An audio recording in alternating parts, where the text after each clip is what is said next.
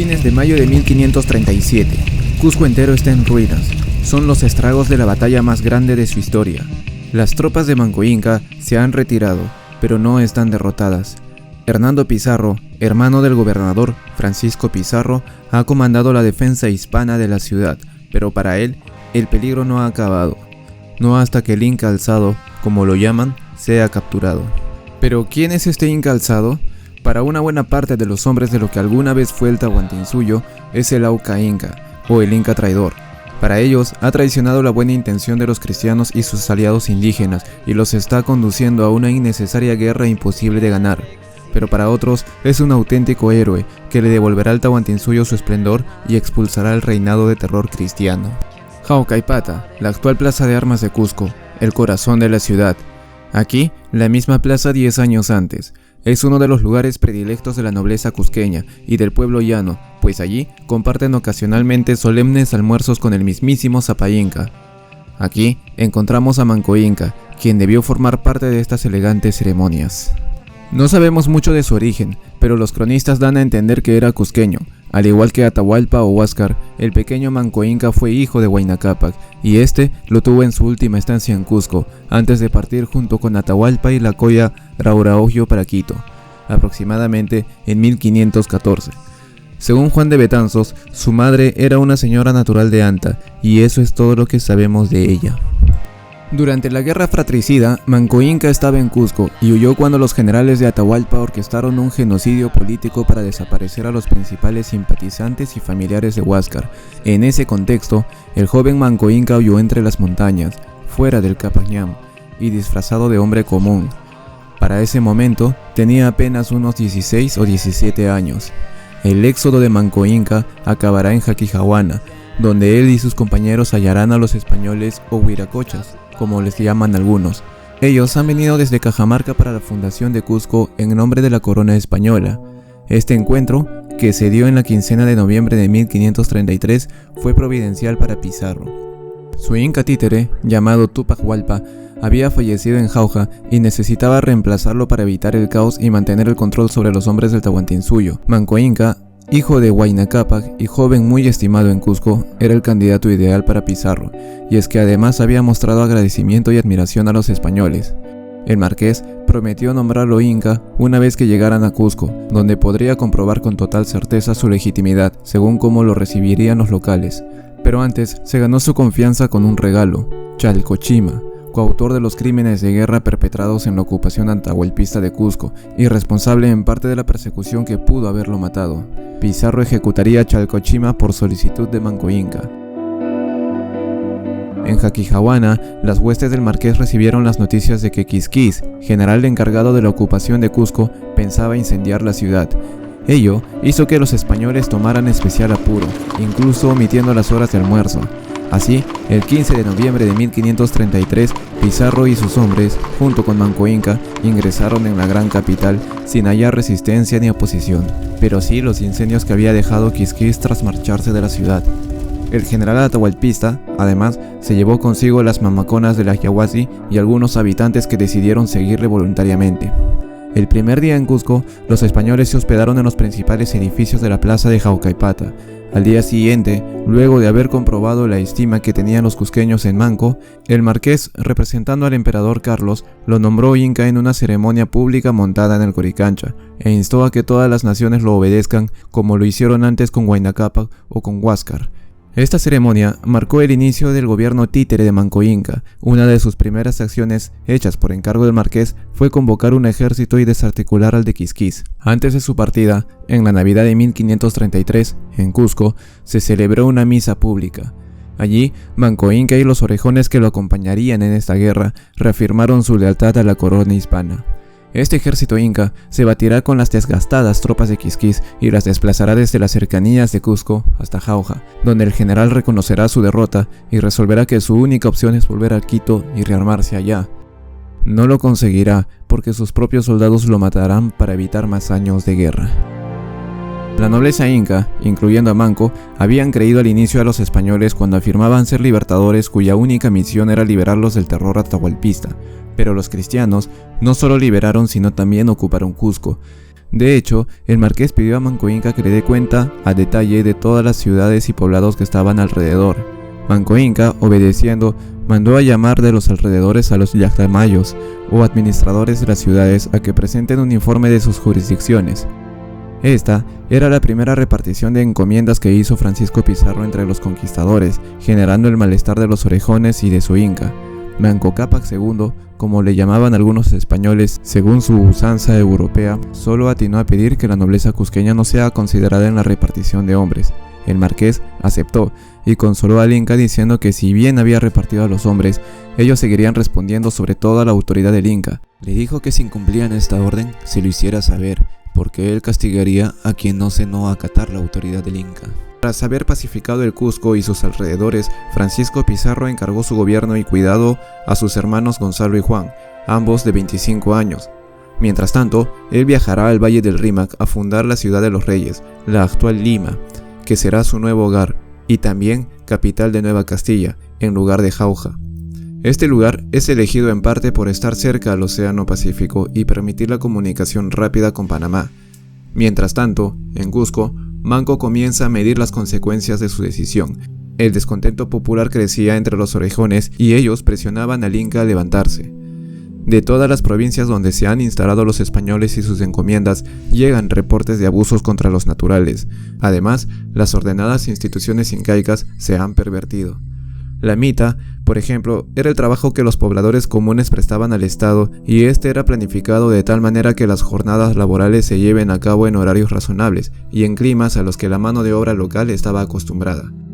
Bajo el nuevo régimen español, el marco de respeto y reciprocidad bajo el que se daba la mita ha desaparecido y a menudo los trabajadores mueren de agotamiento. Jerónimo de Huacrapáucar era una alta autoridad de la nación huanca y vehemente colaborador de los españoles. En sus memorias, citadas por el historiador Valdemar Espinosa, detallará que en la mudanza de los españoles de Jauja a los Reyes murieron 215 huancas como producto de enfermedades asociadas a las duras condiciones de trabajo en el verano limeño al que sus hombres no estaban acostumbrados. Otra perversión institucional era la de los yanaconas, una especie de ciudadanos de segunda en el Tahuantinsuyo, quienes prestaban servicio a las clases nobles pero no recibían favores ni gestos de retribución. Para ellos no había reciprocidad y estaban por debajo de los ciudadanos comunes. Desde el arribo de los españoles a Cajamarca, los yanaconas, tentados por promesas de libertad, se han vuelto uno de los grupos de colaboradores más entusiastas. Los españoles cumplen esas promesas pero a medias. Les darán un estatus de trabajador común y les levantarán las prohibiciones que tenían, como por ejemplo el uso de textiles finos, los cuales expropiarán a algunos nobles y se los darán a ellos. También les levantarán la prohibición del consumo de coca. Durante todas las guerras futuras entre incas y españoles, los yanaconas no solo proveerán carguío y asistencia, sino que también engrosarán las filas de sus ejércitos de indios amigos, como llaman los españoles a todos los naturales que luchen en sus filas. Esta especie de revolución social generará el descontento en la nobleza cusqueña al punto que más tarde Manco Inca lo mencionará en uno de sus primeros discursos como rebelde. Para 1535, el ambiente es tan malo en las provincias con encomiendas hispanas que en algunas de ellas han habido levantamientos e incluso en algunas han asesinado a sus encomenderos. En este turbulento escenario, Juan Pizarro se encargará de enviar pequeños ejércitos para dar un castigo ejemplar y desalentar cualquier otro intento de sublevación local. En esta etapa, Manco Inca es todavía leal a los hispanos y hasta brindará apoyo militar en el castigo de estos focos rebeldes. Todavía no se ha dejado convencer por sus familiares, quienes vienen intentando hacerle entrar en razón. Uno de ellos es el sumo sacerdote del Sol, conocido por los incas como Vilahoma, quien incluso resalta que la inminente partida de Diego de Almagro y sus huestes hacia Chile es una oportunidad única que la rebelión debe aprovechar. Otro de los que alientan es Kisu Yupanqui, tío de Manco Inca, quien prácticamente ha comenzado su propia pero aislada rebelión, hostilizando a los españoles asentados en Jauja y Bombón. Kisu enviará mensajeros a su sobrino para solicitar ayuda y para incitarle a la sublevación. Las élites de Cusco, por su parte, y aún sin Manco Inca, comienzan a mover sus fichas. Incluso llegan a tener reuniones con algunos incas quiteños de Quisquis, sus antiguos enemigos. Ello causará la preocupación de los yanaconas, quienes informarán de esto a los hermanos Pizarro y generarán los primeros rumores de un posible levantamiento del joven inca. Ante las sospechas, los hermanos convienen que lo mejor es mantener preso al inca y tenerle permanentemente vigilado. Para ello, montarán una celda de hierro en Sacsayhuamán. Allí, Manco Inca será humillado, le pedirán pagos de oro y de plata a cambio de su libertad, pero también le pedirán a la Colla, su esposa principal. Manco Inca, desesperado, usará y sacrificará a Inquil, una bella compañera de la Colla con un gran parecido físico a ella. La obligará a suplantar su identidad y la entregará a Gonzalo Pizarro a cambio de su libertad. Mientras tanto, en Lima, Francisco Pizarro recibe las noticias de estos abusos y envía carta a sus hermanos, exhortándolos a que tratasen mejor al Inca y a los orejones. Las misivas caerán en oídos sordos y la suerte de Manco Inca no tendrá mayor cambio. Estos episodios terminarán por convencer a Manco Inca que debe expulsar a los cristianos y recuperar el esplendor perdido del Tahuantinsuyo. Concertará reuniones secretas con el Vilaoma y con su hermano Paulo Inca. Allí diseñarán su estrategia. Básicamente se aprovecharán de la separación de los hispanos, quienes acaban de fundar una nueva capital, y además ya vienen diseminándose por las provincias donde tienen sus encomiendas. También van a aprovecharse de Almagro, a quien el Vilaoma y Paulo Inca acompañarán en su expedición a Chile, el territorio profundo de su gobernación, donde tiene la expectativa de hallar grandes tesoros. Esta expectativa, falsa, será habilidosamente alimentada por los incas de Manco, quienes buscan liberarse de estos 500 españoles y una buena parte de sus aliados. Corre el año 1535, Manco Inca tiene 20 años, de los cuales 3 ha sido un inca títere, pero esos días acabarán. Tras la partida de Almagro, juntó a los principales señores de la región y en la clandestinidad brindó un histórico discurso donde hará públicas sus intenciones rebeldes. En este discurso reconocerá sus errores y lamentará la muerte de sus antiguos enemigos en manos de los españoles, incluso de Chalcochima, a quien Pizarro quemó por presión suya. Este discurso llegará a nosotros gracias a Pedro Cieza de León, quien a su vez lo registró de la memoria de Alimache, un antiguo criado de Manco Inca, a quien el cronista calificará de juicio agudo y buena memoria. Por aquellos días, Gonzalo Pizarro estaba ausente de Cusco y había dejado encargado el gobierno a su hermano Juan, de modo que fue a él a quien los yanaconas informaron sobre el pronunciamiento de este discurso rebelde. Pero Juan Pizarro le restará importancia. Su única medida será tener al Inca permanentemente vigilado. Aún así, Manco consigue salir en andas de la ciudad, alborotando a todo Cusco. En el caos, tanto españoles como yanaconas saquean el palacio de Manco Inca y tras torturar a un orejón, consiguen hallarle y detenerle. En sus descargos, Manco dirá que solo iba tras Diego de Almagro hacia Chile porque según un mensajero así lo había requerido él. Juan lo trata con relativa blandura y dispone nuevamente su vigilia. Probablemente le ha creído, o quizás se ha contentado con alguna compensación de oro. No obstante, Manco Inca será nuevamente humillado. Algunos españoles le tratarán de manera afrentosa, le orinarán y también forzarán a sus mujeres incluso delante suyo. El Inca tendrá un segundo intento de escape, pero esta vez lo detendrán antes de que salga de la ciudad.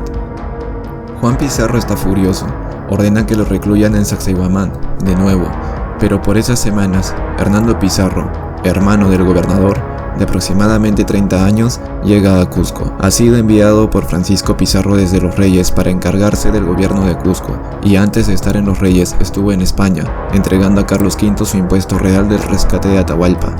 Enterado de los abusos del Inca, una de sus primeras acciones será devolverle la libertad, pese a la negativa de sus 2 hermanos y de muchos vecinos de la ciudad. En agradecimiento, Manco Inca le entregará valiosas piezas de oro y aliviarán no solo la codicia personal de Hernando, sino que también lo ayudarán a congraciarse con el rey. Desde su llegada a los Reyes, Hernando ha tratado de convencer a los españoles que al ser Atahualpa un rey preso, su rescate correspondía enteramente al rey Carlos V, y no solamente el impuesto real. Este punto de vista no será bien aceptado, y apenas conseguirá obtener algunas cargas adicionales que brindará Francisco Pizarro y uno que otro entusiasta. Pero Hernando necesitaba más. En este contexto, Manco Inca se gana su confianza.